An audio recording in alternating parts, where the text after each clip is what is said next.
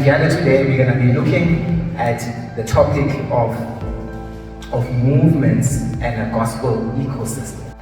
Basically, we are trying to answer the question: what does a city or a region need so that it is healthy and that it moves in light of the gospel?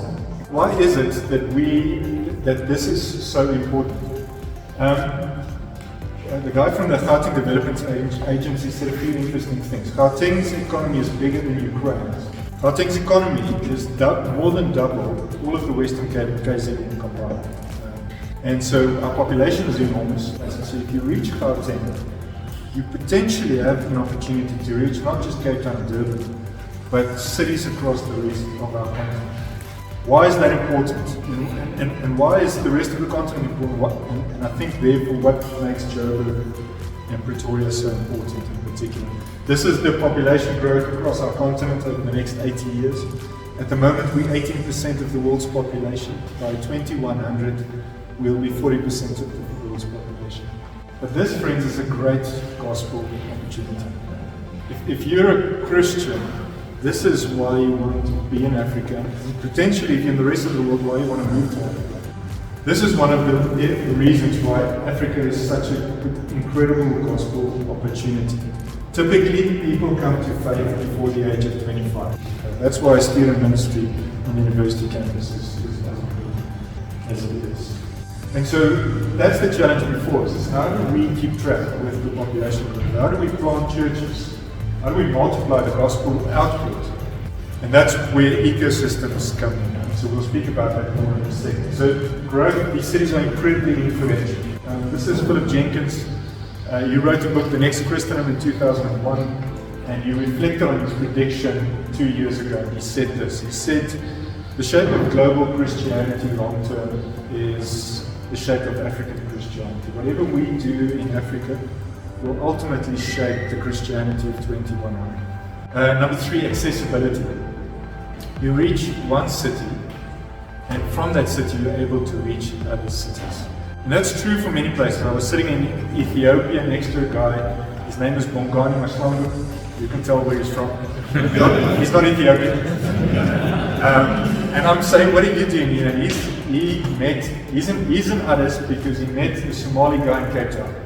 Somali comes to faith, he lives in Paro, comes to faith, marries an Aussie, goes to the Bible Institute, he studies. What does he want to do? What does he want to do with his life? He wants to take the gospel back to his people. And then the fourth reason why this is so important is because God cares about what we do in these places. We can be sure of one thing, and that is that God is more concerned now than ever about cities full of lost people that don't yet know. By the way, notice there he's also concerned about the things even without souls in them. He cares for all of the city. He cares for everything in that city. So that leads us to this question: what does it take to change the city? So there was a book written a few years back by James Davison Hunter, To Change the World. And he was sort of reflecting on Christians using that phrase, saying, we're going to change the world. The places where it has happened, where Christians has had a significant impact, is where they've been a faithful presence in that place. Keller says the following, and so let me paraphrase this. He says the gospel power works. Revival comes when a new application of the gospel is seen or understood by people. So what this means, I think, for us is we often see ourselves as this. We're agents of God's renewing work in the lives of people. And that's right, and that's true. But friends, before we can be this, we need to be that. And so that awakening won't happen in our pews if it doesn't happen in our hearts first. So to change the city, we need the gospel. But secondly, friends, to change the city, we need not just ourselves, we need each other.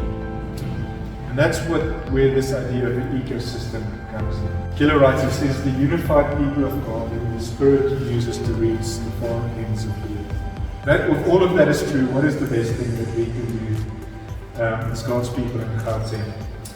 We can collaborate. This is what a gospel ecosystem looks like, might look like. By the way, Gauteng Alliance is not saying we are the ecosystem or we're creating the ecosystem. This exists in some way. Okay. There's lots of these things in existence in a place like Gauteng. We're saying, how do we get those things to actually speak to each other a little bit more instead of operating independently, because there's power in them coming together.